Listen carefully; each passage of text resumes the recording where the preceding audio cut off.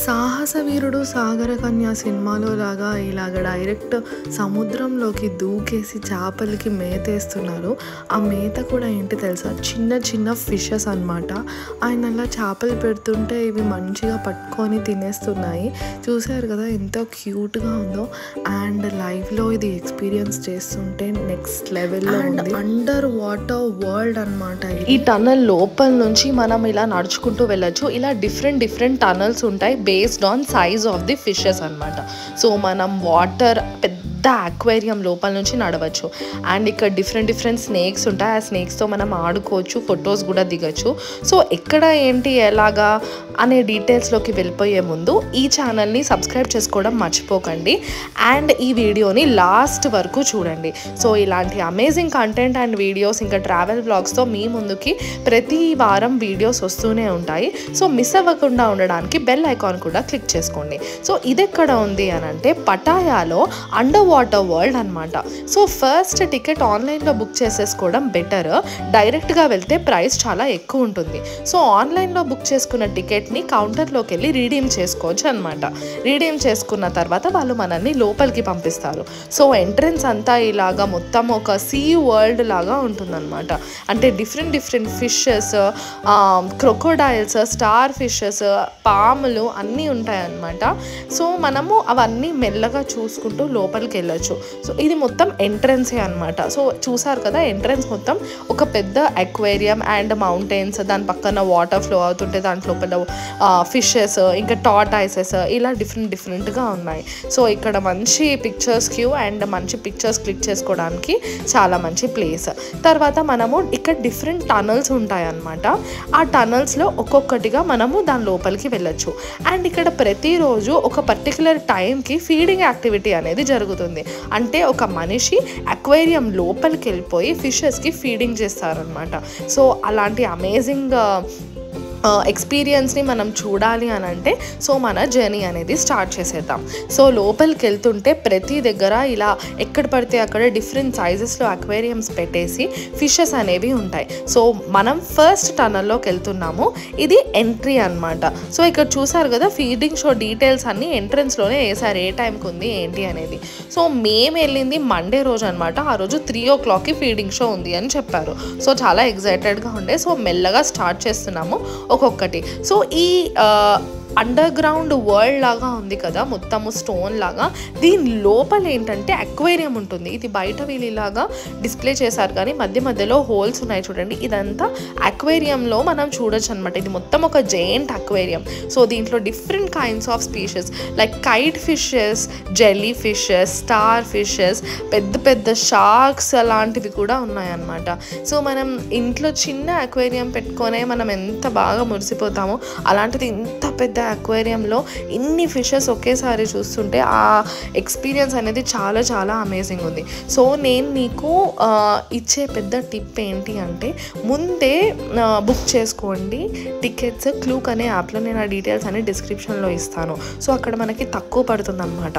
3-4 attraction pass book చేసేసుకొని మనం దాంట్లో సెలెక్ట్ చేసుకోవడం బెటర్. ఎందుకంటే డైరెక్ట్గా వెళ్తే దీనికి per person ticket 500 baht, ఇద్దరికంటే 1000 baht which is equal to more than 2200 in INR అనమాట. సో ఆ 2000 పెట్టుకుంటే మనకు ఒక పాస్ వస్తుంది. ఆ పాస్లో మనం 3-4 అట్రాక్షన్స్ కవర్ చేయొచ్చు అనమాట. సో చూసారు కదా, ఫీడింగ్ యాక్టివిటీ అనేది స్టార్ట్ అయిపోయింది. ఇలా ఒక మనిషి అక్వేరియం లోపలికి వెళ్ళి డైరెక్ట్ ఫిషెస్కి ఫీడింగ్ చేస్తున్నారు. అస్సలు ఆ ఎక్స్పీరియన్స్ చూస్తుంటే చాలా బాగుందన్నమాట.